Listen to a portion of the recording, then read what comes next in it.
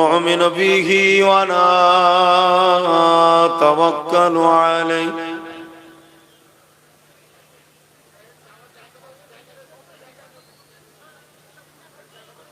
ونعوذ بالله من شرور أنفسنا ومن سيئات أعمالنا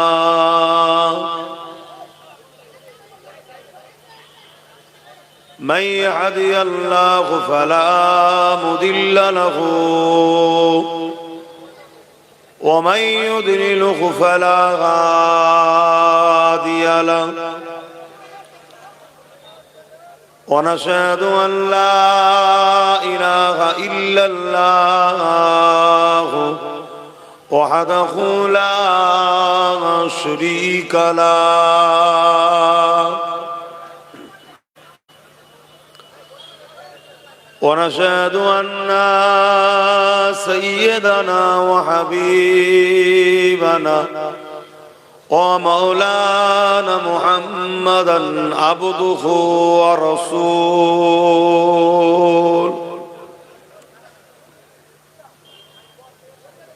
أما بعد فيا أيها الحاضرون رحمكم الله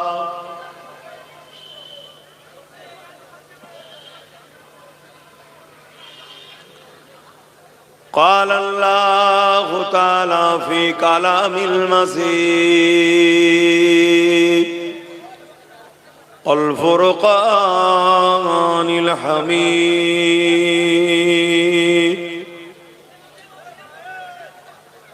إن الله وملائكته يصلون على النبي يا أيها الذين آمنوا صلوا عليه وسلموا تسليما اللهم صل على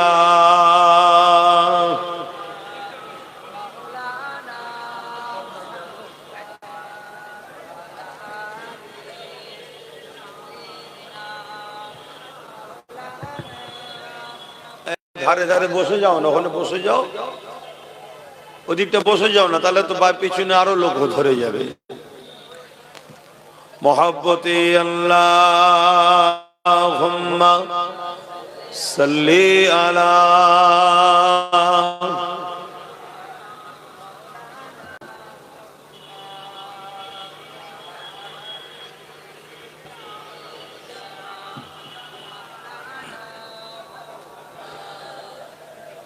मेरे आँखों की बुदली में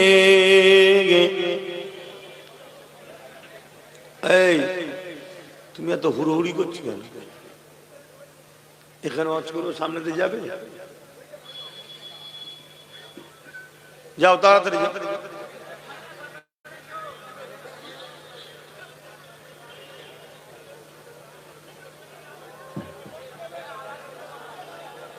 ওইদিকে চট বিছিয়ে দাও, ওইদিকে চট বিয়ে, ওখানে প্লেন জায়গা আছে তো, চট বিছিয়ে তো বসে যাবে। मेरे आँखों की बुदली में जलवा है मुहम्मद का, मेरे दिल के आईने में नक्शा है मुहम्मद का। कोई जन्नत में जाएगा, कोई दोज़ख में पहुंचे, मदीने की तरफ दौड़े दीवाना मुहम्मद का। अल्लाहुम्मा सल्ली अला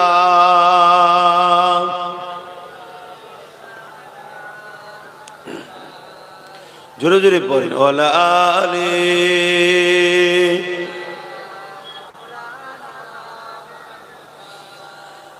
सदा है महशर में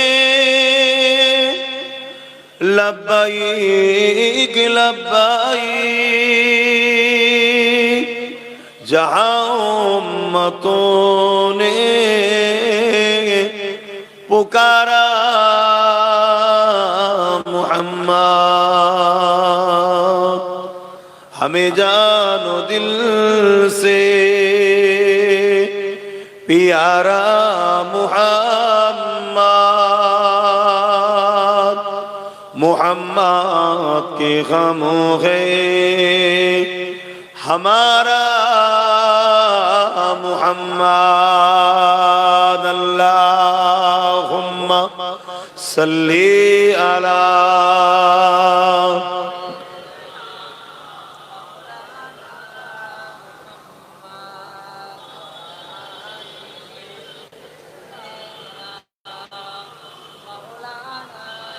कलमे ला इलाहा इल्लल्लाह, ला इलाहा इल्लल्लाह, ला इलाहा, ला इलाहा इल्लल्लाह, मुहम्मदुर रसूलुल्लाह, ला इलाहा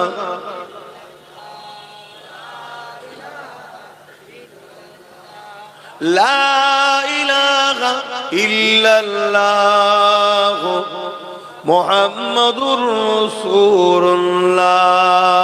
तौहीद का डंका आलम में बजवा दिया कमली वाले ने, तौहीद का डंका आलम में बजवा दिया कमली वाले ने, पी पी के पियाले कौसर के लौटेंगे मजाजी भर भर के।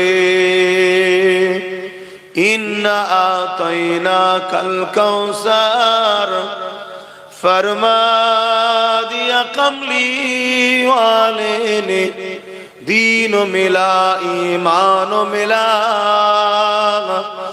पढ़ने के लिए कुरान मिला,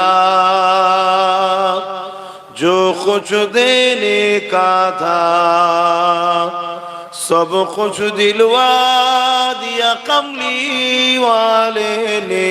बोलो ला इलाहा इल्लल्लाह, ला इलाहा,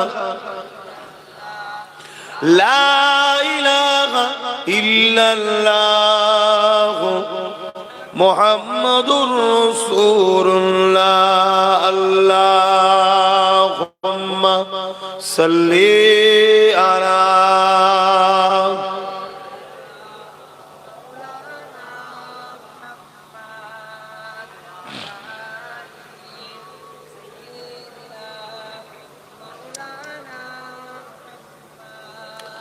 وقال الله تعالى في كلام المجيد والفرقان الحميد،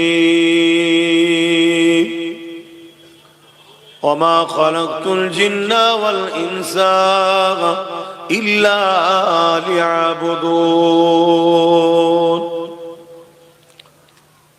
وقال الله تعالى في كلام المجيد والفرقان الحميد،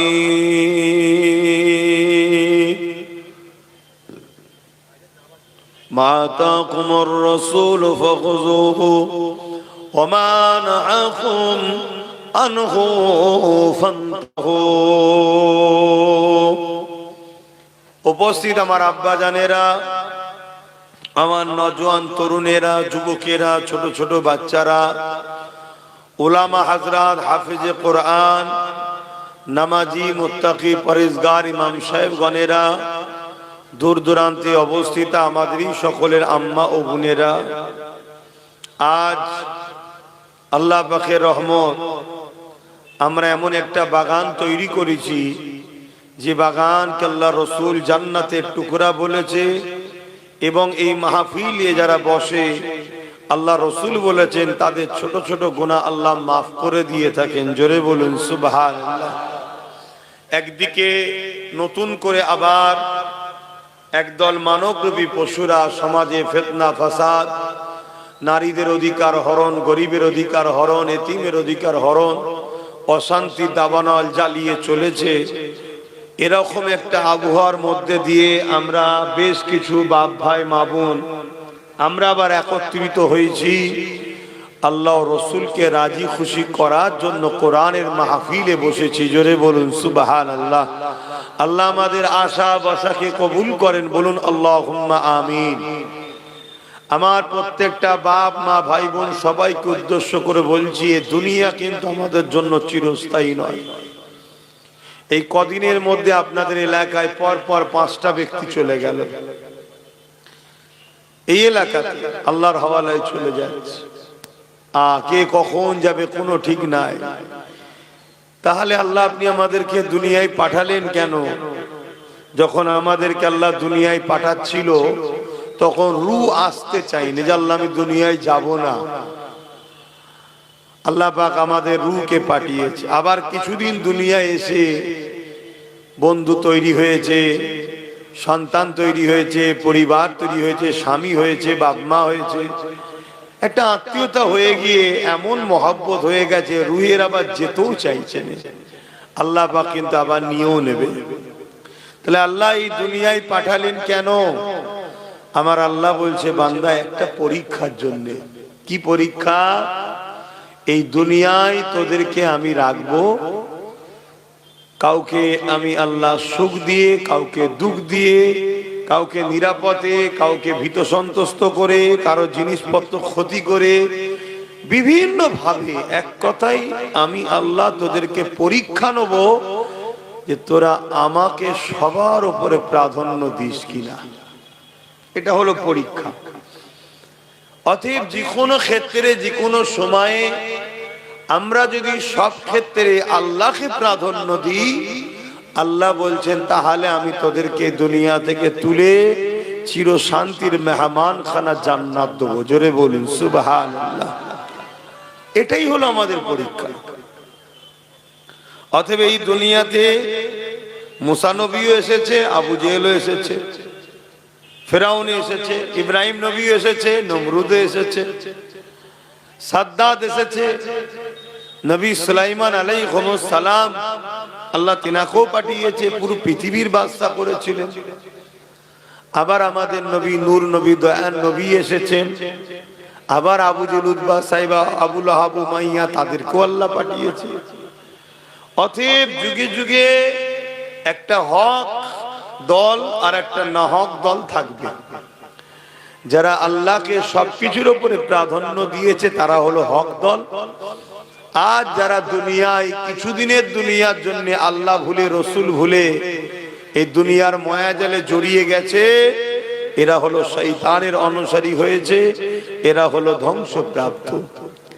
আমরা মনে করি প্রকৃত সাকসেসফুল গাড়ি বাড়ি টাকা পয়সা হবে, এটাই হলো প্রকৃত সাকসেসফুল। প্রকৃত সাকসেসফুল হলো সে কবরে যে হাসবে। জোরে বলুন সুবহানাল্লাহ।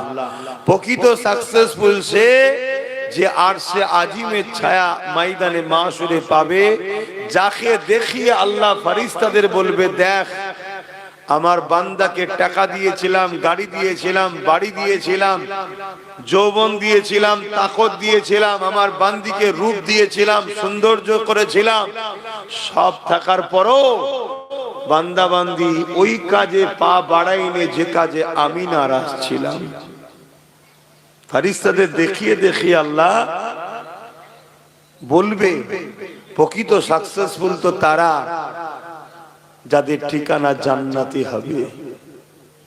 আর দুনিয়ায় আমার আল্লাহ বলেছেন দুনিয়ায় তোমরা রহমানের দল ছেড়ে দিয়ে শয়তানের দলে থাকবে, আর পরকালে তোমরা জান্নাতের আশা করবে, এর চেয়ে বড় বোকামি আর কিছু হবে না। আল্লাহ যাকে দুনিয়া দেয় আখিরাত তাকে দেবে না, আর যাকে আল্লাহ আখিরাত দেয় দুনিয়া তাকে দেবে না। অতএব এই দুনিয়া শুধুমাত্র একটা পরীক্ষার জায়গা। এই পরীক্ষা যুগে যুগে নিয়েছে। তবে মনে রাখবেন, এই পরীক্ষাতে আমাদের আব্বাজান ইব্রাহিম আলাইহিস সালামকেও আল্লাহ পরীক্ষা নিয়েছে। কি কঠিন পরীক্ষা! একদিকে আব্বাজান ইব্রাহিম আলাইহিস সালামকে আল্লাহ বিশাল বড় ধনী করেছিলেন, জমিদার করেছিলেন, আমাদের বাপ, আপনাদেরও বাপ, আপনারা সব নবীর আওলাদ, কত নসিব বড়। হযরত ইব্রাহিম আলাইহিস সালাম মুসলিম জাতির পিতা, একদিকে বিশাল ধনী আল্লাহ করেছে, কিন্তু ধন দৌলত ইব্রাহিম নবীর অন্তর থেকে আল্লাহ ভুলাতে পারে না। ধনী হওয়া খারাপ নয়, ধনী হয়ে যদি আল্লাহ ভুলা হয়ে যায়, ওই ধনীটাই হলো অভিশাপ। যে ধন দৌলত তোমাকে আল্লাহ থেকে সরিয়ে দেয়, ওই ধন দৌলত তোমার জন্য অভিশাপ। ধনী হওয়া খারাপ নয়। তা ইব্রাহিম আলাইহিস সালাম তৎকালীন সময় আরবে গৃহপালিত পশু লালন পালন করাটাই ছিল তাদের জীবিকা। হাজার হাজার গৃহপালিত পশু ছিল আব্বাজান ইব্রাহিম আলাইহিস সালামের। সেগুলোকে লালন পালন করার জন্য চরণ ভূমিতে ঘোরাচ্ছে। হযরতে জিবরাইল আলাইহিস সালাম আল্লাহকে বলছে, আল্লাহ, আপনি ইব্রাহিম নবীকে আপনার খলিল বলেছেন, আপনার বন্ধু বলেছেন, আরে ইব্রাহিম দেখুন দুনিয়াদার। আল্লাহ বলছে, কেন? দেখেন না, হাজার হাজার গৃহপালিত পশুলের চরণ ভূমিতে ঘুরছে। আল্লাহ বললেন, এ জিবরাইল, আমার বন্ধুর উপরে এত বড় কথা তুমি বললে?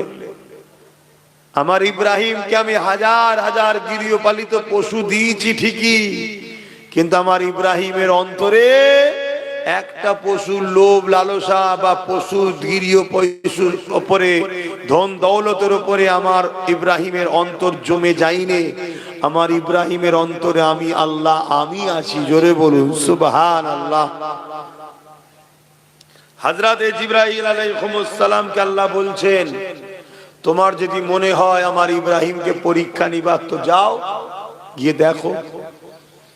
হযরতে জিবরাইল আলাইহিস সালাম মানুষের সোরাত ধরে দুনিয়ায় এসেছে। এসে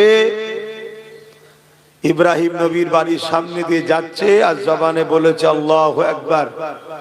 ইব্রাহিম নবী ঘরে ছিলেন, ছুটে বাহিরে এসে বলছে, কে আমার আল্লাহকে ডাকলেন? জিবরাইল আলাইহিস সালাম তখন মানুষের সোরাতে, তিনি তখন বললেন, কেন, আমি ডেকেছি, আরো একবার ডাকে। হযরতে জিবরাইল আলাইহিস সালাম বলেন, আপনার কথা দিয়ে আমি কেন ডাকবো? আমার যখন মর্জি যাবে আবার তখন ডাকবো। হযরত ইব্রাহিম আলাইহিস সালাম বলে, আপনি যদি আমার মালিক রব আল্লাহকে ডাকেন, আমি ইব্রাহিম, আমার অনেক গৃহপালিত পশু আছে, একবার যদি আমার আল্লাহর নাম নেন, আমি আমার গৃহপালিত পশুগুলো থেকে অর্ধেক পশু আপনাকে দিয়ে দেব। আমাদের আব্বা কত আল্লাহর প্রেমিক ছিল দেখেন। আর আল্লাহ পরীক্ষা নিচ্ছে, একদিকে দিয়েছে, আবার জিবরাইল পাঠিয়ে পরীক্ষা নিচ্ছে।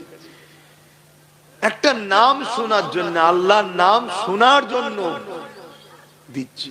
আর আমাদের যুবকরা ইব্রাহিম নবীর সন্তান, এখন আমরা কোরআনের মাহফিল, আল্লাহর আলোচনার মাহফিল থেকে ছুটে পালাচ্ছি। আর ওইদিকে শয়তানের দল বসে আছে, ডাকছে, আয় খেলায় আয়, মেলায় আয়, যাত্রায় আয়, ফাংশনে আয়। যুবক, দুটোর মধ্যে একটা, দুনিয়া চাও, মজা করে লাও। আর যদি বলো জান্নাত চাই, দুনিয়ায় একটু ধৈর্য ধরো, দেখো কোনটা করবে। আর এই দুনিয়া চাই তো দুনিয়ার মতো দুনিয়া লাও, একদম মজা করে লাও। আদানি আম্বানির মতো ঝেড়ে ঝুড়ে কোটি কোটি টাকার মালিক হয়ে ফুর্তি আনন্দ করো। কথা শুনছেন তো নাকি? তাতে এতিমের, গরিবের, বিধবার, দেশের কারো বাদ দিউনি, যার পরও খেয়ে যাও। আর আমাদের ছেলেগুলো তো না দুনিয়াও পাচ্ছে না আখিরাত পাচ্ছে। কি সব হতে পেরেছে নাকি আরবপতি? দুনিয়াও যাচ্ছে, আখিরাতও যাচ্ছে। মনকে স্থির করো, দুনিয়া যদি চাও আখিরাত পাবে না, আর আখিরাত যদি চাও দুনিয়া একটু ধৈর্য ধরো। আব্বা জান ইব্রাহিম আলাইহিস সালামের কথা শুনে জিবরাইল আল্লাহু আকবার বললেন। আব্বা ঘর থেকে গিয়ে তার যেখানে ছিল গৃহপালিত পশু, সেখান থেকে নিয়ে এসে হাজার হাজার পশু হযরত জিবরাইল সাল্লামকে দিয়ে দিলেন। জোরে বলুন সুবহানাল্লাহ। হযরত জিবরাইল আলাইহিস সালাম এই পশুগুলোকে নিয়ে তিনি রওনা দিতে লেগেছে। এমন সময় ইব্রাহিম আলাইহিস সালাম আবার বলে উঠলেন, এ আল্লাহ পাকের বান্দারে, আরো একবার আমার আল্লাহর নাম লাও। ইব্রাহিম আলাইহিস সালামের কথা শুনে হযরত জিবরাইল আলাইহিস সালাম বলতে লেগেছে, এবারে কি দেবেন? ওই সময় ইব্রাহিম সাল্লাম বলতে লেগেছে, বাকি যে অর্ধেক গৃহপালিত পশু রয়ে গেছে আমার আল্লাহ আমাকে ভালোবেসে দিয়েছে, কিন্তু এগুলোর উপরে আমার কোনো টান নাই। অবালা পশু না খাওয়ালে গুনাহ হবে, তাই চরণ ভূমিতে নিয়ে যেতে হয়। এগুলো যদি না থাকে আরো বেশি বেশি আমার আল্লাহ ইবাদত করতে পারবো। আর আমরা তখন টাকা গুনাতেই ব্যস্ত। হ্যাঁ, আমার নওজওয়ানেরা, হযরত ইব্রাহিম আলাইহিস সালাম মনে মনে অবাক হয়ে যাচ্ছে, কাকে আমি দুনিয়াদার বলেছিলাম, এ তো আল্লাহ পাকের প্রকৃত দিওয়ানা, আল্লাহ পাকের প্রকৃত মাহবুব। তাই হযরত জিবরাইল আলাইহিস সালাম আবার আল্লাহু আকবার বললেন। বাকি যে অর্ধেক গৃহপালিত পশু ছিল সম্পূর্ণ নিয়ে এসে হযরত জিবরাইল আলাইহিস সালামের হাতে দিয়ে দেয়। কি মোহাব্বত দেখে, কিন্তু এটা পরীক্ষা অপর দিকে। তাহলে বাপকে পরীক্ষা নিয়েছে, ছেলেদের পরীক্ষা নেবে না? আল্লাহ কোরআনের মধ্যে বলছে, তোমরা কি মনে করো যে একটা বান্দা পরীক্ষা ছাড়া জান্নাত চলে যাবে? কিন্তু শুকরিয়া আদায় করো যে আমাদেরকে আল্লাহ হালকা হালকা পরীক্ষা নিচ্ছে। এই পরীক্ষা দিয়ে আমরা ফেল হয়ে যাচ্ছি। যে পরীক্ষা সাহাবাদের নিয়েছে, ওই পরীক্ষা যদি আমাদের নিত কি হতো?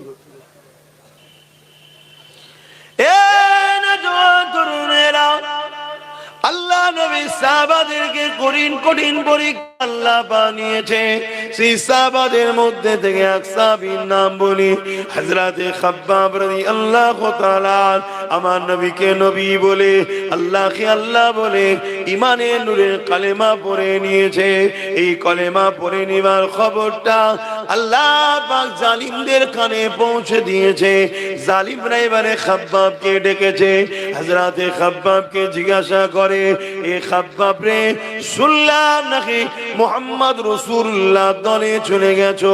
হযরতে খাব্বাব চিন্তা করতে লেগেছে, আমি যদি সত্য কথা বলে দিই এই জালিমরা আমাকে জানে মেরে দিতে পারে, আর মিথ্যা কথা যদি বলি আমার আল্লাহ পাক নারাজ হয়ে যাবে। আমি খাব্বাব আমার জান দিয়াকে পছন্দ করি, আমার আল্লাহকে নারাজ করা পছন্দ করি না। এটাই তো পরীক্ষা আল্লাহর বান্দা হিসাবে। আমার আল্লাহকে আমরা নারাজ করব না। এতে আজকে দুনিয়া আমাদেরকে যদি মেরে ফেলে, আমরা মরে যাওয়াকে পছন্দ করে নেব, আল্লাহ পাককে নারাজ করব না। হযরতে খাব্বাব বললেন, হ্যাঁ আপনি যেটা শুনেছেন সত্য শুনেছেন। হযরতে খাব্বাবকে জালিমরা জুলুম করা শুরু করে দিল। মুহাম্মদ রাসূলুল্লাহ দল ছেড়ে দাও, মুহাম্মদ রাসূলের সাথে ছেড়ে দাও, আমাদের দিকে চলে আসো, আমাদের সাথে চলে আসো, আমরা তোমাকে অনেক সম্মানিত করব, অনেক পদ দেব, অনেক অর্থ দেব। এ যুবক মন দিয়ে শুনবেন, কারণ আজকের দিন এই ঘটনা তোমার আমার সঙ্গে ঘটতে শুরু হয়েছে। সেদিনও দুটো দল ছিল, একটা রহমানের, একটা শয়তানের, রহমানের দলে আমার রাসূল পাক সাল্লাল্লাহু আলাইহি ওয়াসাল্লাম। জোরে বলুন সুবহানাল্লাহ। আর নবী পাকের কথাই সাহাবারা এসেছে। নবী কি বলছিলেন? ইনসাফের কথা, ইনসানিয়াতের কথা, মানবতার কথা, গরিবের অধিকারের কথা, দুঃখীদের কথা, এতিমের অধিকারের কথা, বিধবার কথা। সন্ত্রাসকে বন্ধ করো, জুলুমকে বন্ধ করো, অত্যাচার বন্ধ করো, এটা আমার রাসূল মেসেজ দিচ্ছিলেন। আর আবু জেল, উতবা, সাইবা, শয়তানের লোকেরা কি করছিল? তারা গরিবদেরকে লুটতো, জুলুম করত, খুন করত, নারীদেরকে বাজারে নিয়ে বিক্রি করত, বাচ্চা বাচ্চা কন্যা সন্তানকে জ্যান্ত পুঁতে দিত। তারা এমন করে সমাজে গরিব ঘরের ছেলেদের গলায় কোমরে বেল্ট লাগিয়ে বাজারে নিয়ে যে নিলামে তুলে বিক্রি করত। বলো আজকেও আবু জেল আছে না নাই? কথা বলো। আজকের জালিমরা এরকম করছে না করে নে? হালকা হলেও করছে না করে নে? অ্যাকচুয়ালি এনআরসিটা কি? এনআরসিটা হলো এই লেবার, গরিব লেবারকে গোলাম বানানো।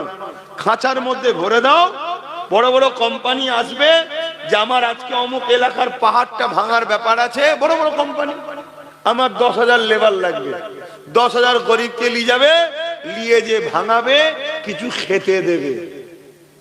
এটা শেষকালের সময় ছিল, আজকে একটু পদ্ধতি চেঞ্জ হচ্ছে। এ কথা বুঝছেন? ইসলাম বলছে এই সকল জালিমদের বিরুদ্ধে লড়াই করা ফরজ।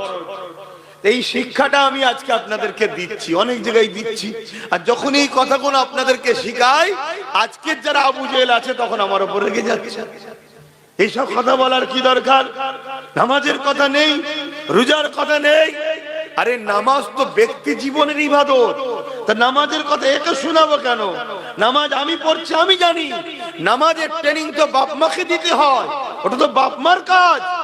কিন্তু নামাজ পড়ার পরও 72টা দল জাহান্নামে যাবে, সেই শিক্ষাটা তো আমাকে দিতে হবে। কথা মাথায় ঢুকছে তো নাকি? আল্লাহ নবী, নূর নবী, নবী যখন মক্কা জমিনে অত্যাচার জুলুমের বিরুদ্ধে মানুষকে বোঝাতে লাগলো, ওই সময় দলে দলে মানুষ আমার রাসূলুল্লাহ দিকে আসতে লাগলো। তার মধ্যে থেকে প্রথম যারা এসেছিল তাদের উপরে প্রচন্ড জুলুমটা বেড়েছিল। আমি একটা উদাহরণ দিচ্ছি। আমি যখন জুলুমের বিরুদ্ধে বলছিলাম, প্রথম যারা এসেছিল রাসূলুল্লাহর গোলামের দিকে, তাদের উপর জুলুম বেড়েছিল না কমেছিল? আজকে তুলনামূলক একটু লোক আস্তে আস্তে আরো যারা বাড়ছে, হালকা হচ্ছে না কম বাড়ছে? এখন কিন্তু হালকা হচ্ছে অনেক জুলুমটা। কথা বুঝে আসছে না? কেন? তারাও ভাবছে যে পাল্লা ভারী হচ্ছে। এই শুনছেন? এ নওজওয়ানেরা, আল্লাহ নবীর সাহাবী হযরত খাব্বাব রাদিয়াল্লাহু তাআলা, তিনি ইসলামের প্রথম জামানাতে ঈমানের কলেমা পড়েছিলেন। প্রথম সময়তে রাসূলুল্লাহর হাতে হাত দিয়েছিলেন। এই জন্য সাহাবী হুজুরের উপরে বড় জুলুম হয়েছিল। কেমন জুলুম হয়েছিল? আল্লাহ নবীর সাহাবীকে নিয়ে গিয়ে আগুন তৈরি করেছে। মন দিয়ে শোনো যুবক, আগুন তৈরি করেছে। ওই আগুনের উপরে বসিয়ে দিয়ে আল্লাহ নবী সাহাবীকে বলতে লেগেছে, আল্লাহ ছেড়ে দাও, নবী ছেড়ে দাও। এদিকে আগুন ধরতে লেগেছে। ওই আগুনে সাহাবী হুজুরে কোমরের গোশতখানা পুড়তে শুরু করেছে। যেমন আমরা কাবাব তৈরি করি, ওই আগুনে গোশত পুড়ে পুড়ে রস বাইর হয়। সাহাবীর শরীর থেকে পানি রস বেরোচ্ছে। ওই গোশত থেকে পানি বেরিয়ে বেরিয়ে আগুনখানা বন্ধ হয়ে যায়। আবার সাহাবীকে আগুন থেকে সরিয়ে আবার আগুন জ্বালিয়েছে, আবার সে আগুনে নিয়ে যে বসিয়ে দিয়েছে। এ যুবক, আল্লাহ পাওয়া তোটা সহজ নয় গো, রাসূল পাওয়া তোটা সহজ নয় গো, আল্লাহর প্রেমিক হওয়া তোটা সহজ নয় গো। আল্লাহ তার প্রেমিকদেরকে পরীক্ষা নেবে গো। আল্লাহ তার প্রেমিকদেরকে পরীক্ষা নিয়েছে, সেই নিদর্শন আল্লাহ দুনিয়াকে দেখিয়ে দিয়েছে। আমার ভালোবাসার দাবি শুধু করলে হয় না, আমার যারা প্রেমিক হয় তাদের মধ্যে থেকে দেখো খাব্বাবকে, যে খাব্বাব আমি আল্লাহ আমাকে ভালোবেসেছিল বলে, আমার রাসূলুল্লাহকে ভালোবেসেছিল বলে, তাকে জালিমরা নিয়ে যে আগুনের উপরে বসিয়ে দিয়েছিল। ওই আগুনের গোশত পুড়তে পুড়তে পুড়তে বারবার আগুন বন্ধ হয়ে যায়, আবার আগুন ধরায় আবার বসানো হয় আর বারবার বলা হয়, এ খাব্বাব আল্লাহ রাসূলকে ছেড়ে দাও। এ দুনিয়ার মানুষেরা শোনো, আমার প্রেমিক যারা হয় তারা কখনো আমি আল্লাহ রাসূলকে ছাড়ে না। হযরতে খাব্বাবও প্রমাণ দিয়ে দিয়েছে, তিনার কোমরের গোশত পুড়ে পুড়ে পুড়ে পুড়ে পুরো কোমরটা প্লেন হয়ে গেছে, হাড় বেরিয়ে পড়েছে, তথাপিও তিনি আল্লাহ ও রাসূলকে ছাড়ে রে। আরো জোরে বলুন সুবহান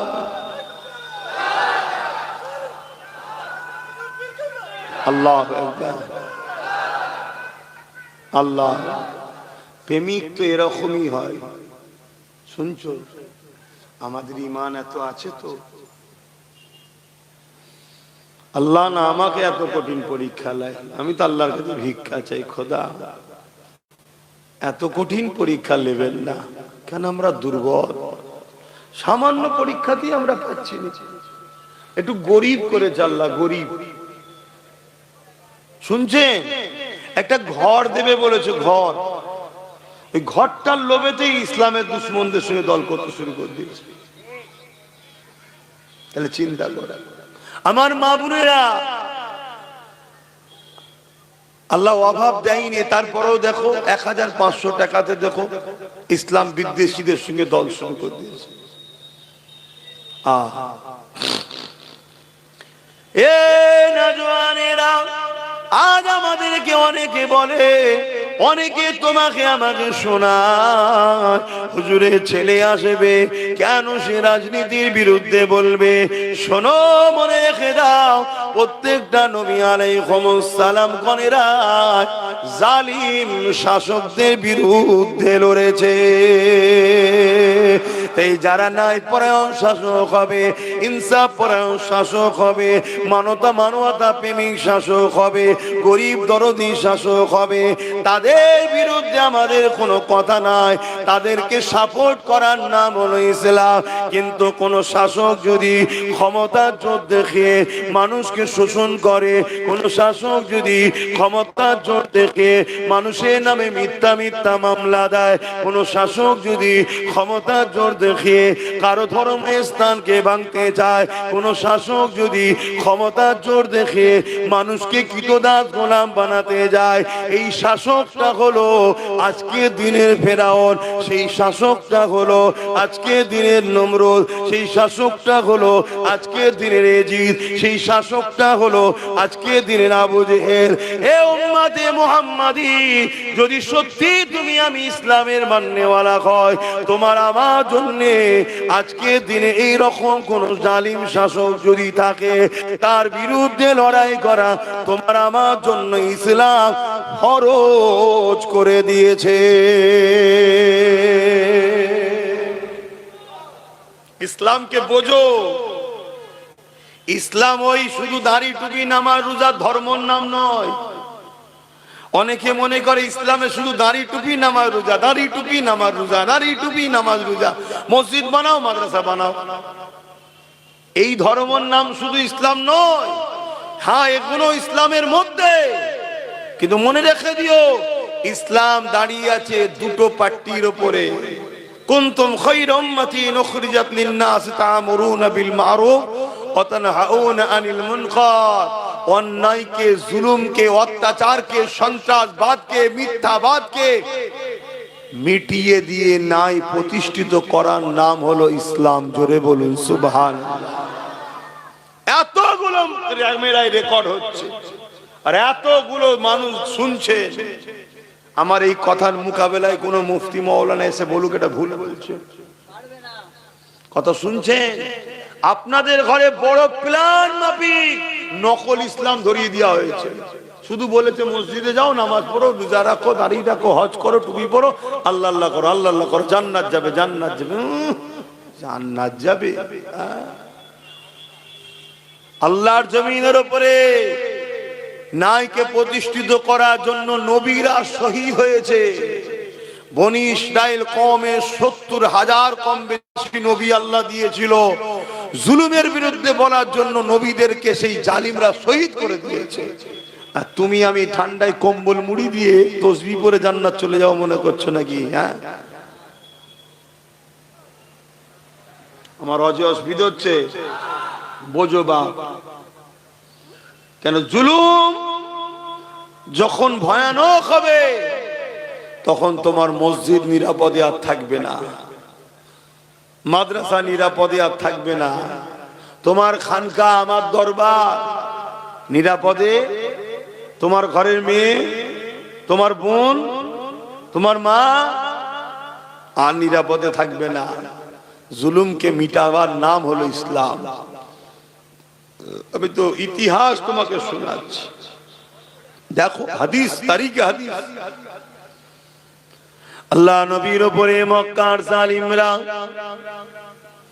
এ যুবকেরা, তরুণেরা কত অত্যাচার করেছিল। আল্লাহ নবীর দান্দা মোবারককে শহীদ পর্যন্ত করে দিয়েছে। আমার রাসূলুল্লাহকে জালিম মুশরিক কাফের বেঈমান নিষ্ঠুর পাষাণেরা আমার নবী পাককে তায়েফের জমিনে মেরে রক্তাক্ত করে অজ্ঞান করে দিয়েছিল। এ নবীর উম্মত উম্মতিরা, আল্লাহ নবীর পক্ষে থাকবে বলবে, নায়ের পক্ষে থাকবে বলবে, বাধা হবে না, জুলুম হবে না। কেমন তুমি তাহলে পক্ষে রয়েছো? কেমন তুমি তাহলে নায়ের পক্ষে রয়েছো? আমার আল্লাহ তোমাকে পরীক্ষা নেবে, যেমন বেলাল হুজুরকে পরীক্ষা নিয়েছিল। হযরতে বেলাল গোপনে গোপনে গোপনে গোপনে আমার রাসূলুল্লাহর কাছে এসে ইমানে নূরের কালেমা পড়ে ইসলাম কবুল করে, আল্লাহ নবীর পক্ষে চলে যায়। বেলালের অন্তরে ঈমান রয়েছে, দুনিয়ার কেউ জানে না। বেলালের দুনিয়ার মনিব ছিল উমাইয়া। তখন মানুষ কিনা বেচা হতো, আল্লাহ নবী তো এই দাসত্ব প্রথাকে বন্ধ করে দিয়েছে। এ যুবকেরা, তরুণেরা, উমাইয়ার কানে এমন করে আল্লাহ বেলালের খবর পৌঁছে দিল। বেলালের পরীক্ষা শুরু হয়ে গেল। বেলালকে উমাইয়া ডেকে জিজ্ঞাসা করতে লেগেছে, এ বেলাল, শুনলাম নাকি তুমি আমাদের দল ছেড়ে দিয়ে মুহাম্মদ রাসূলুল্লাহ দলে চলে গেছো।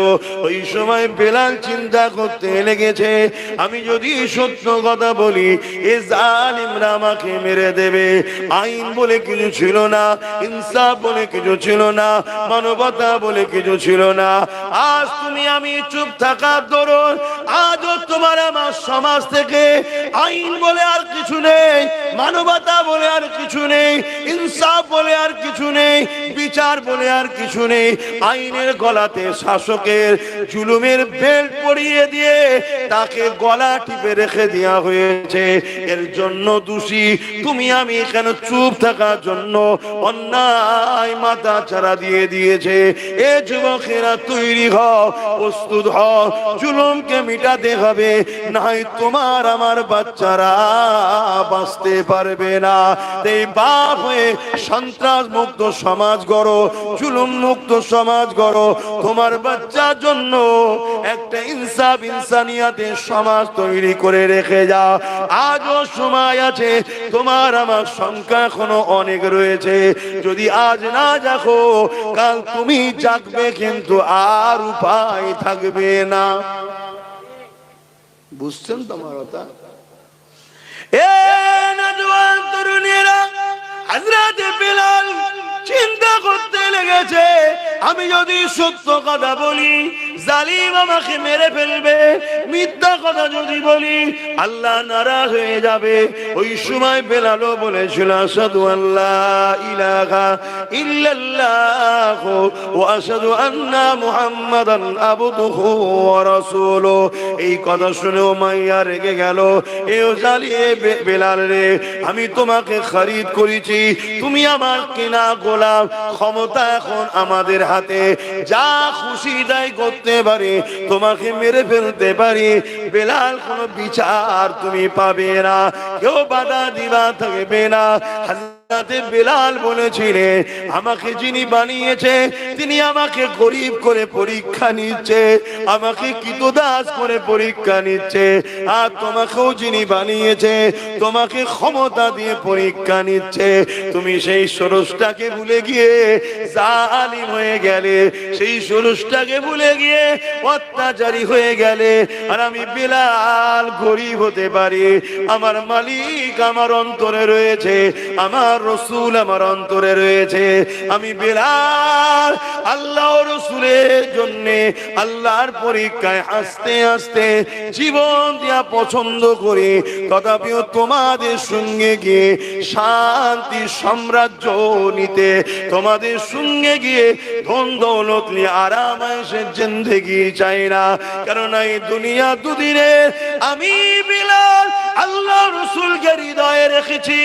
দুনিয়ার কোনো ক্ষমতা নাই আমার হৃদয় থেকে আল্লাহ রসুলকে বার করে দিতে পারবে।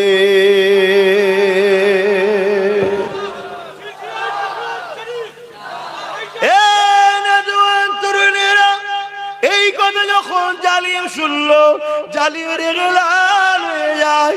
বেলালের কোমরে লোহার বেড়ি পরালো, পায়ে বেড়ি পরালো, কোমরে রশি দিয়ে বাঁধলো, গলায় বেল পরিয়ে নিল। যেমন করে গৃহপালিত পশুগুলোকে টেনে টেনে নিয়ে যাওয়া হয়। আরে গরিব বেলাল, হাফসি দেশের বেলাল, আমার রাসূলুল্লাহ দিওয়ানা, আল্লাহর দিওয়ানা, তাকে এইভাবে টেনে টেনে নিয়ে গিয়ে মক্কার বাজারে হাজির করলো। ভিড় জড়ো হয়ে গেল। ভিড়ের সামনে লোহাকে আগুনে দিয়ে গরম করে বেলালের ঠোঁটে মুখে ছ্যাঁকা দিতে লেগেছে। যে ছ্যাঁকার জন্যে বেলালের ঠোঁট ফেটে গিয়েছিল, ঠোঁট পুড়ে গিয়েছিল। তাই হযরতে বেলাল তুতলা হয়ে গিয়েছিল। বেলালের ঠোঁট গুলো, জীব গুলোকে পোড়াতে লেগেছে। এই অবস্থা তো বেলাল এই জবান দিয়ে বলতে লেগেছে, লা ইলাহা ইল্লাল্লাহু মুহাম্মাদুর রাসূলুল্লাহ। এ যুবক, মন দিয়ে শোনো, এখন পাপ তোমার কোমর পর্যন্ত উঠেছে। এখানেই যদি তুমি দাবিয়ে পায়ের তলায় নামাতে না পারো, এই পাপ আগামী দিন তোমার বুক পর্যন্ত উঠবে, এই পাপ আগামী দিন গলা পর্যন্ত উঠবে। একটা দিন আসবে এই জালিম শাসকরা তাদের প্রশাসন দিয়ে তোমাদের ঘরের কোরআনকে ব্যান করবে।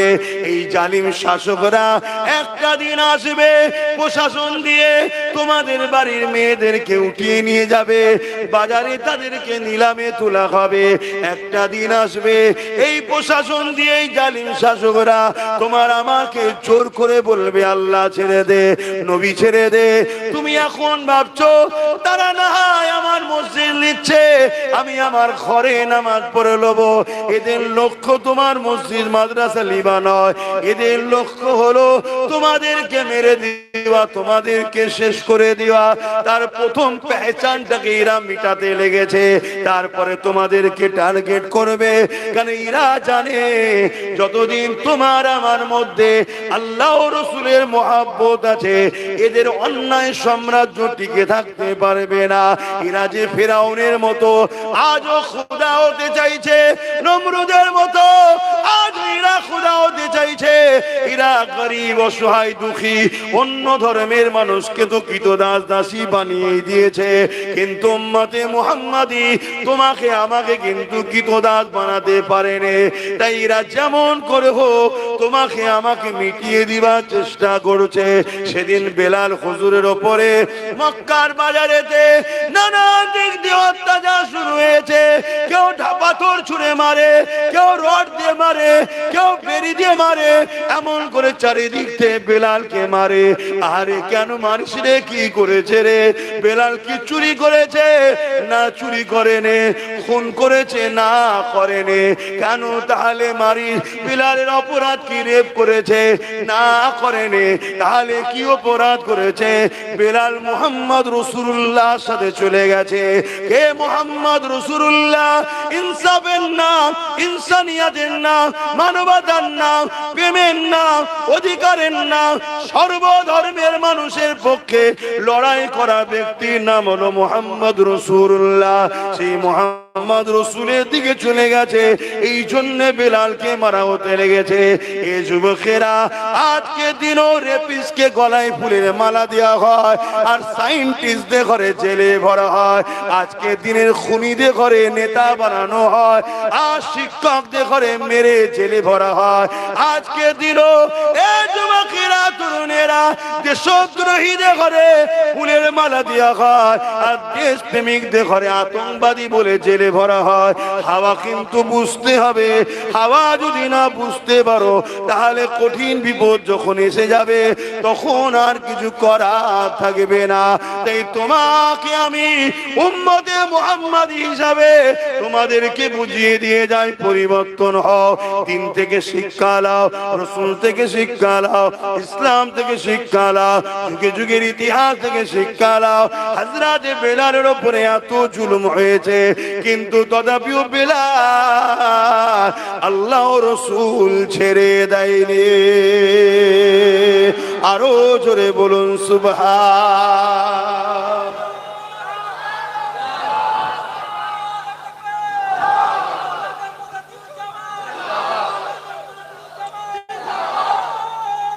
আল্লাহ, আমার ভাইয়েরা, আমার আলোচনায় অসুবিধা হচ্ছে আপনাদের? শুধু মনে হয় না এত সব রয়েছে, কেউ কিছু বলছে না। এই ছেলেটা যেখানেই আসে শুধু এসব কথা বলে, এসব কথা বলে, এসব কথা বলে। দেখেন, অনেকে বলতে চায় কিন্তু তারা বিভিন্ন কারণে হয়তো বলতে পারে না। কথা বুঝে আসছে? কিন্তু আমার আলোচনার বিরোধী কি কেউ করে? হাতে গোনা কিছু লোক ছাড়া বিরোধী করে না। যারা বিরোধী করে, খেয়াল করে দেখুন, তারা আজকে জালিম শাসকদের সঙ্গে মুখে মুখ দিয়ে কথা বলে। তাই তারা বিরোধী করার পিছনে কারণ হলো শাসকের থেকে তুলা পায়, টাকা পায়, ভাতা পায়, মাল পায়, এজন্য তারা বলে। না হয় যে কথাগুলো আমি আপনাদের শেখাচ্ছি, বুঝাচ্ছি, জানাচ্ছি, এটা অতি হাকিকাত, অতি বাস্তব কথা বলছি। প্রথমে একটা ফুসকুড়ি হয়, আপনি ভাবলেন ফুসকুড়ি তো একটু চুলকে দিলেন, কি? তারপরে সেটা দেখবেন একটু বড় আকার নেয়, একটু লাল টাইপের হয়, একটু ভেতরে কি সাদা মতো জমছে, আপনি সেটাকে টিপে বার করে দিলেন, আবার একটু বড় আকার নেয়। তারপরে বলছে, ডাক্তার বলছে এটা ফোড়া মনে হচ্ছে, হতে পারে, ঠিক আছে গরম পানিতে বরিক করো। আবার গরম পানিতে বরিক করছেন, নানা রকম জিনিস বেরোচ্ছে, কিন্তু আস্তে আস্তে ওর বার কিন্তু কমছে না, এলাকা বড় নিচ্ছে। লাস্টে যখন ডাক্তারের কাছে যান তখন ডাক্তার বলে এ তো জন্ডিস, ক্যান্সার হয়ে গেছে। শুনছেন কি বলছে? তা চুলকোতে খুব ভালো লাগে, কিন্তু ওই চুলকোনায় একদিন ক্যান্সারে পৌঁছে দেয়। তো ফুসকুড়ি থেকেই ট্রিটমেন্ট করতে হবে। গাছ যখন বিষাক্ত গজাচ্ছে, কি গোড়া সমেত তুলে ফেলে দাও, না ওই গাছের ফল তোমার আমার ছেলে খেয়ে একদিন মরবে। কিছু বুঝতে পারছো? আর এলাকায় যতগুলো বিষাক্ত গাছ আছে, প্ল্যান করো, টার্গেট করো, দেখো কোথায় কোথায় আছে, সুযোগ পেলে ধরে তুলে ফেলে দাও একেবারে। কথা বুঝে আসছে না? নাই গোড়া সমেত তুলবে, যাতে কোনো না শ্বাস টাস আর বার করতে পারে, একদম শেষ করে দাও। কথা শুনছেন আমার? হ্যাঁ, আর আমি দায়িত্ব নিচ্ছি, কোনো পাপ হবে না, পুরো দায়িত্ব নিয়ে বলে যাচ্ছি, কোনো পাপ নেই। কথা কিছু বুঝে আসছে না? না হাই দেখেন, আমার কথাই মনে হচ্ছে হুজুর কি বলছে। আল্লাহর জাত পাকের কসম করে বলছি, যার কুদরতি হাতে আব্বাস সিদ্দিকীর জান আছে, তার জাত পাকের কসম করে বলছি, কোনো পাপ হবে না। কথা কিছু মাথায় ঢুকলো? হ্যাঁ। কেন ঘর মে আগ লাগি হ্যায় ঘর কি চারাক সে, ঘরে আগুন লেগেছে কিসে? ঘরে যে বাতিটা জ্বলছিল তাতে। আজ আমার ধর্মের ক্ষতি আমার কওমের ভেতরের গাদ্দারদের জন্যই হচ্ছে। কথা কিছু বুঝছেন না? বুঝেন কি গো, বুঝেন তো নাকি? এ কথা বলতে গেলে আমার মেজ হুজুরের একটা কথা মনে পড়ে যায়, একটু বলি নাকি? না আবার অসুবিধা আছে? কি গো মুরব্বী, কি বলছো, অসুবিধা আছে? মেজ হুজুর পীর কেবলা বাংলাদেশে জলসায় গেছে, বাংলাদেশে তো ঠান্ডা বেশি, তাল মিশরি নিয়ে যেতেন। তাল মিশরি খেলে খুসখুস করে কাশি গলে না, তাল মিশরি খেলে ভালো হয়ে যায়। এখন আর সেগুলো আছে কি জানি না, আগে সব অরিজিনাল পাওয়া যেত, এখন সব ভেজাল। নেতা ভেজাল তো আর মাল ভেজাল হবে না, এর কি মানে আছে? নেতা ভেজাল হওয়ার জন্যই তো মাল ভেজাল হয়ে যাচ্ছে, সব তো ওখান থেকেই চলছে। তো ওই সময়ে ওই তাল মিশরি শুধু চুরি হয়ে যাচ্ছে। মেজ হুজুর বলছে, বাবা আমি সফরে এসেছি, এক দেশে পাওয়াও যায় না, কোথা ঠান্ডা ঠান্ডা লেগে যাবে, কারা খাচ্ছিস রে বাবা? সবাই বলে হুজুর আমি জানি না, হুজুর আমি জানি না। মেজ হুজুর বললেন, যে চোর ধরে দেবে তাকে একটা গোটা ফাইল দেবো। ব্যাস, সবাই চোখ বন্ধ করে আছে, ঘুমোইনে, ধরতে পারলেই গোটা ফাইল পাবো। এ নাই ঝেড়ে ঝুড়ে একটু একটু করে খাচ্ছি, গোটা ফাইল হয়ে যাবে।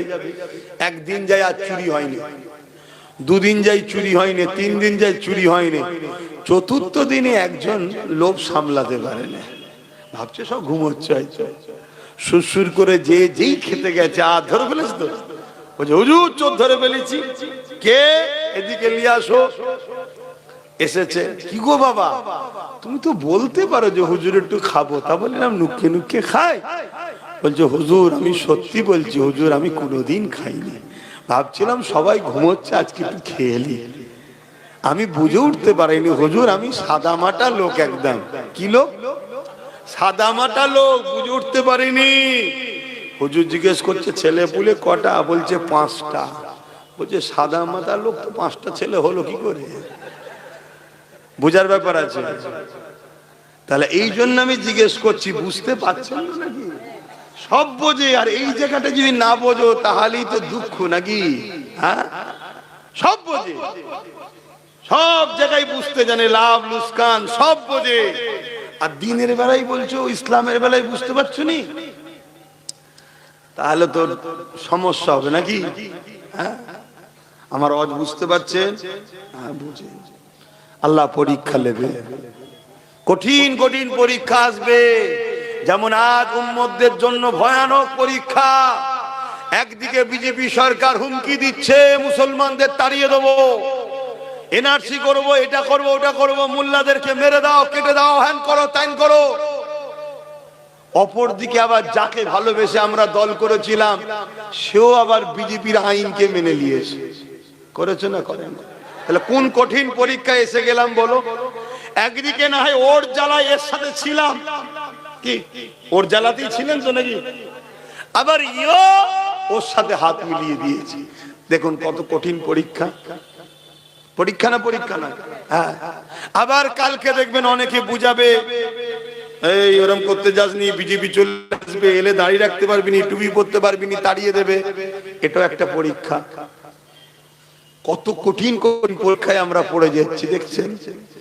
এসব পরীক্ষা আল্লাহ। এবারে ওই বান্দা কামিয়াবি হবে যে বান্দার মাথায় এটা যাবে, আমরা বিজেপিকেও ভয় করি না, এর উপরও আশা করি না, আমরা ভয় করি আল্লাহকে, সাহায্য চাই আল্লাহর কাছে। জোরে বলুন সুবহানাল্লাহ।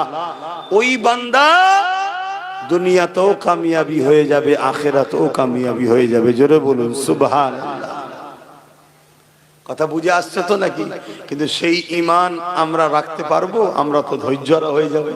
এমন ভাবে আমাদের ব্রেনকে ওয়াশ করা হবে। কোথা থেকে? দেখা যাবে মসজিদ থেকে ব্রেন ওয়াশ হচ্ছে। এমন ভাবে ওয়াশ হবে কোথা থেকে?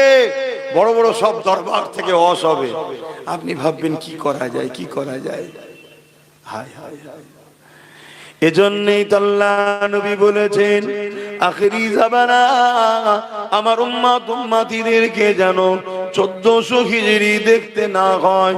কেন? আমার উম্মত উম্মতিরে আখিরি জামানায় এত ফিতনা হবে, এত ফাসাদ হবে, হাতে তালুতে আগুন রাখা থেকেও ঈমান বাঁচানো বড় কষ্ট হবে। হাতের তালুতে আগুন রাখতে পারবেন? এর থেকেও কষ্ট ঈমান বাঁচানো। তাহলে কি হবে? তরুণেরা, একদিকে যদি আমরা কেন্দ্র সরকারের দিকে যাই তাও আমাদের ঈমান চলে যাবে। কেননা সে জালিম আমার মসজিদ মাদ্রাসার বিরুদ্ধে ওয়াকফ কালা কানুন তৈরি করেছে। অর্থাৎ সেই মসজিদ মাদ্রাসার বিরুদ্ধে, তার দিকে কোন মুসলমান যদি যায় সেখানেও ঈমান চলে যাবে। অপর দিকে আজ আমরা কোন দিকে যাব? এই সরকার সেও কেন্দ্র সরকারের আইনকে মেনে নিয়েছে না লাইনে। আল্লাহ নবী জানিয়ে দিলেন মুসলিম শরীফের হাদিস, অন্যায় দেখলে হাত দিয়ে রাখো, যদি হাত দিয়ে রুখতে না পারো মুখ দিয়ে প্রতিবাদ করো, যদি মুখ দিয়ে প্রতিবাদ করতে না পারো অন্তর থেকে ঘৃণা করে দূরে সরে যাও। অন্তর থেকে ঘৃণা করে যারা দূরে সরে যাবে তাদের মধ্যে ঈমান আছে, কিন্তু ঈমানটা হলো বড় দুর্বল। বুঝতে পারছেন? তাহলে অন্যায় দেখলে মুসলমান ইমানদারের জন্য তিনটে নমুনা যেন পাওয়া যায়। তিনটের মধ্যে কোনটা যদি নমুনা না থাকে ওই মুসলিম নরনারীর ঈমান নাই। আর যার ঈমান নাই সে কবর থেকে শুরু করে প্রতিটা মঞ্জিলে আযাব আযাব আযাব আযাব, সর্বশেষে সারা জীবনের জন্য জাহান্নাম। আর ঈমান যদি থাকে পৃথিবী পরিমাণ যদি গুনাহ করে ফেলে আযাব খেটে খেটে খেটে খেটে একদিন না একদিন জান্নাত যাবে। তাহলে ঈমানের প্রয়োজন আছে না নাই? কিন্তু রাসূল বলছেন অন্যায় দেখলে হাত দিয়ে রুখে দাও। যদি হাত দিয়ে রোকার ক্ষমতা তোমার না থাকে মুখ দিয়ে প্রতিবাদ করো। মুখ দিয়ে যদি প্রতিবাদ করার ক্ষমতা না থাকে তাহলে অন্তর থেকে ঘৃণা করে দূরে সরে যাও। তাও যদি না করে তুমি অন্যায়ের সঙ্গে সাথ দাও, রাসূলুল্লাহর হাদিস অনুযায়ী তোমার ঈমান নাই। শুনছেন তো নাকি? অসুবিধা হচ্ছে?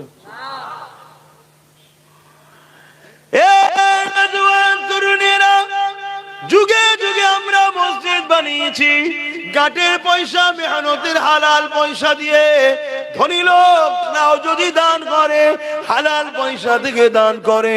আমরা মুসলমানদের কাছ থেকে এমন করে নিজেরা মেহনতের পয়সা দিয়ে মসজিদ মাদ্রাসা কবরস্থান ঈদগাহকে বানিয়েছে।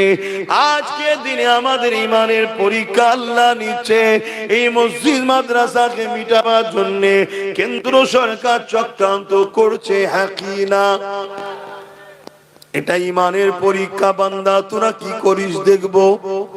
আমি আল্লাহ আমার দিনের জন্য যথেষ্ট।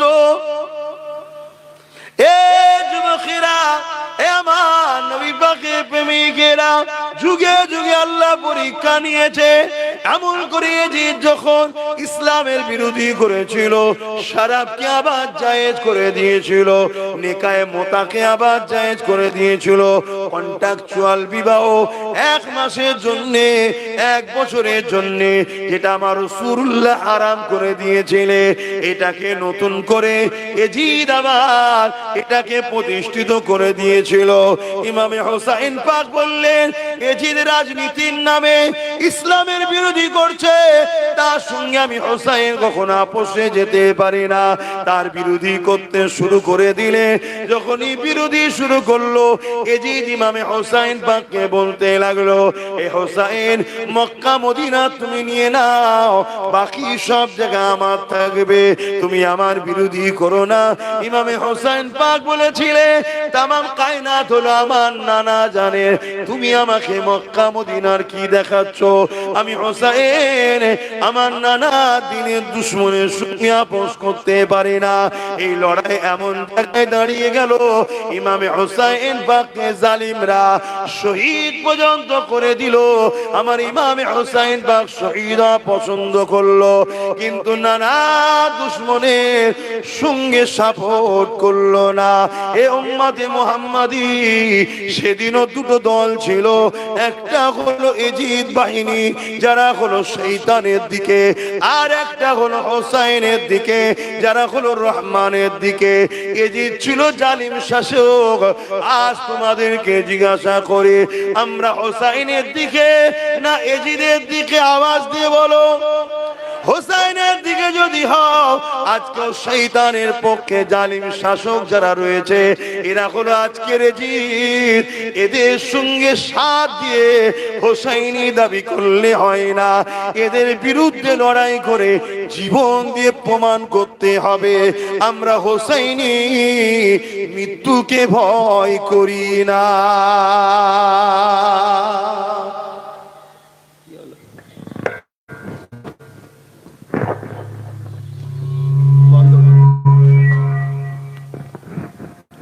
দরুদ শরীফ আল্লাহুম্মা সাল্লি আলা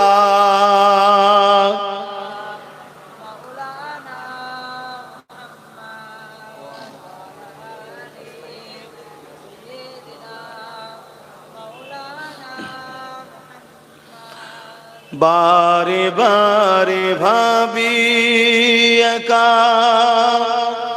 বসে নিরালাই রে, পাখি হলে উড়ে যেতাম সোনার মদিনায় রে, সোনার মদিনায় রে।